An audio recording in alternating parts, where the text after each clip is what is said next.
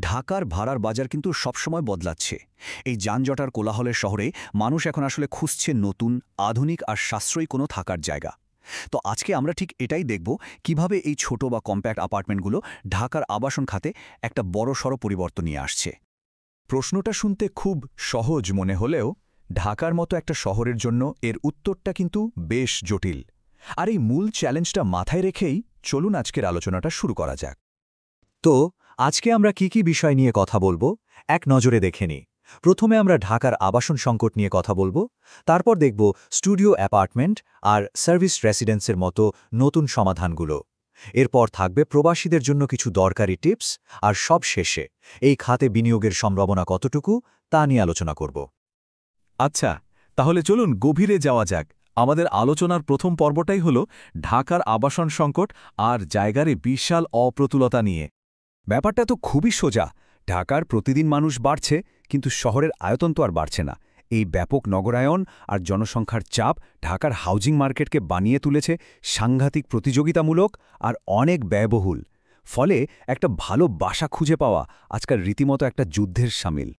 এই যে দুটো পয়েন্ট, এটাই কিন্তু ঢাকার আসল চিত্র। একদিকে আছে সে পুরনো ধাঁচের বড় ফ্ল্যাট, যা আসলে অনেকেরই সাধ্যের বাইরে, আর অন্যদিকে আজকের তরুণ প্রজন্ম, মানে শিক্ষার্থী বা প্রবাসীদের চাহিদা কিন্তু একদম অন্যরকম। তাদের দরকার এমন একটা জায়গা যা ছোট হবে, সাশ্রয়ী হবে আর তাদের লাইফস্টাইলের সাথে মানিয়ে যাবে। এই যে আবাসন সংকট, এর প্রথম আর সবচেয়ে জনপ্রিয় সমাধান হিসেবে কিন্তু এখন সামনে চলে এসেছে স্টুডিও অ্যাপার্টমেন্ট। চলুন দেখি জিনিসটা আসলে কি আর কেনই বা এটা এত জনপ্রিয় হয়ে উঠছে। খুব সহজ কথায় বলতে গেলে স্টুডিও অ্যাপার্টমেন্ট হল একটা বড় ঘরের মধ্যেই সবকিছুর ব্যবস্থা। মানে এখানে আলাদা করে শোবার ঘর, বসার ঘর বা রান্নাঘর বলে কিছু নেই, বরং সবকিছুই একটা খোলামেলা জায়গায় খুব স্মার্টলি ডিজাইন করা থাকে। এর ফলে জায়গার সর্বোচ্চ ব্যবহার করা সম্ভব হয়। এখন এই স্লাইডের সবচেয়ে ইন্টারেস্টিং ব্যাপারটা হলো কাদের মধ্যে এর চাহিদা সবচেয়ে বেশি, সেটা এখানে স্পষ্ট বোঝা যাচ্ছে। দেখুন, প্রায় 40% শিক্ষার্থী আর 35% তরুণ পেশাজীবী কিন্তু এই ধরনের বাসার প্রধান গ্রাহক। কারণটা পরিষ্কার, তাদের জন্য বড় বাসার চেয়ে গোছানো, কম খরচের আর সুবিধাজনক একটা জায়গায় বেশি দরকার। এবার যদি খরচের দিকটা দেখি, তাহলে এর জনপ্রিয়তা আরও পরিষ্কার হয়ে যাবে।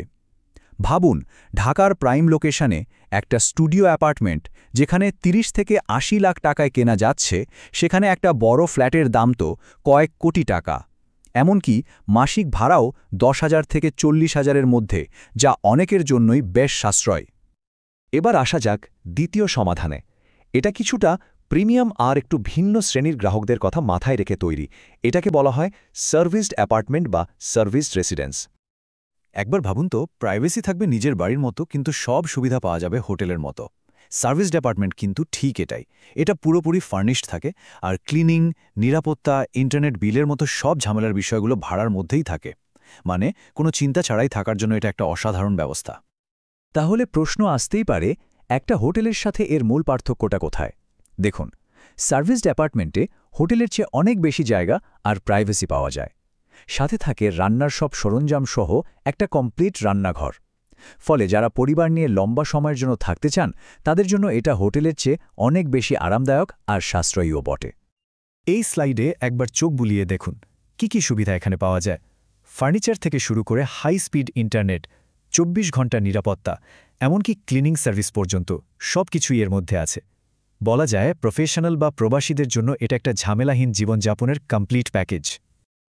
আচ্ছা, এবার একটা খুব প্র্যাকটিক্যাল বিষয়ে কথা বলা যাক, যা ঢাকায় বাসা খুঁজতে আসা বিদেশি বা প্রবাসীদের জন্য খুবই গুরুত্বপূর্ণ। চলুন দেখে নেওয়া যাক তাদের জন্য কিছু কার্যকরী পরামর্শ। বিদেশি হিসাবে ঢাকায় বাসা ভাড়া নেওয়ার প্রক্রিয়াটা একটু আলাদা। প্রথমত, গুলশান বা বনানীর মতো এলাকাগুলো বেছে নেওয়াই ভালো, কারণ সেখানে বিদেশিদের জন্য সুযোগ সুবিধা তুলনামূলকভাবে বেশি। এরপর স্থানীয় আইনকানুন, যেমন রেজিস্ট্রেশন বা ভাড়ার চুক্তিপত্র, এগুলো খুব ভালোভাবে বুঝে নিতে হবে। আর অনলাইন প্ল্যাটফর্ম বা কোনো ভালো এজেন্টের সাহায্য নিলে কাজটা অনেক সহজ হয়ে যায়। এই উক্তিটা কিন্তু পুরো বিষয়টার সারমর্ম। মানে বাসা খোঁজা শুরু করার আগে ভালোভাবে রিসার্চ করা আর প্রস্তুতি নেওয়াটা খুব জরুরি। এতে অনেক অনাকাঙ্ক্ষিত পরিস্থিতি এড়ানো যায়। সুতরাং মূল কথা হলো পূর্ব প্রস্তুতি। এতক্ষণ তো আমরা ব্যবহারকারীদের দৃষ্টিকোণ থেকে ব্যাপারটা দেখলাম। এবার চলুন এই যে একটা নতুন রিয়েল এস্টেট ট্রেন্ড বাড়ছে, এখানে বিনিয়োগের সম্ভাবনা কতটুকু সেটা নিয়ে একটু আলোচনা করা যাক। দেখুন, বিনিয়োগের ক্ষেত্রে রিটার্ন বা মুনাফাটাই তো আসল কথা। ঢাকায় একটা স্টুডিও অ্যাপার্টমেন্ট থেকে বছরে প্রায় 5 থেকে 8% পর্যন্ত রেন্টাল রিটার্ন পাওয়া সম্ভব, যা কিন্তু সাধারণত বড় ফ্ল্যাটের তুলনায় বেশ খানিকটা বেশি। আর এই আকর্ষণীয় রিটার্নই অনেক বিনিয়োগকারীকে এই বাজারের দিকে টেনে আনছে। তবে হ্যাঁ, যে কোনো বিনিয়োগের মতোই এখানেও ভালো মন্দ দুটো দিকই আছে। একদিকে যেমন শুরুতে বিনিয়োগ কম লাগে, রক্ষণাবেক্ষণের খরচ অল্প আর ভাড়ার চাহিদাও অনেক বেশি। আবার অন্যদিকে পরে বিক্রি করতে গেলে হয়তো চাহিদা কিছুটা কম পাওয়া যেতে পারে, আর একটা এলাকায় খুব বেশি স্টুডিও অ্যাপার্টমেন্ট হয়ে গেলে ভাড়াও কমে যাওয়ার একটা ঝুঁকি থাকে। বিনিয়োগকারী বা ক্রেতা হিসেবে কিছু নির্দিষ্ট চ্যালেঞ্জ কিন্তু মাথায় রাখতেই হবে। যেমন, ছোট জায়গা অনেকের কাছে অস্বস্তিকর লাগতে পারে।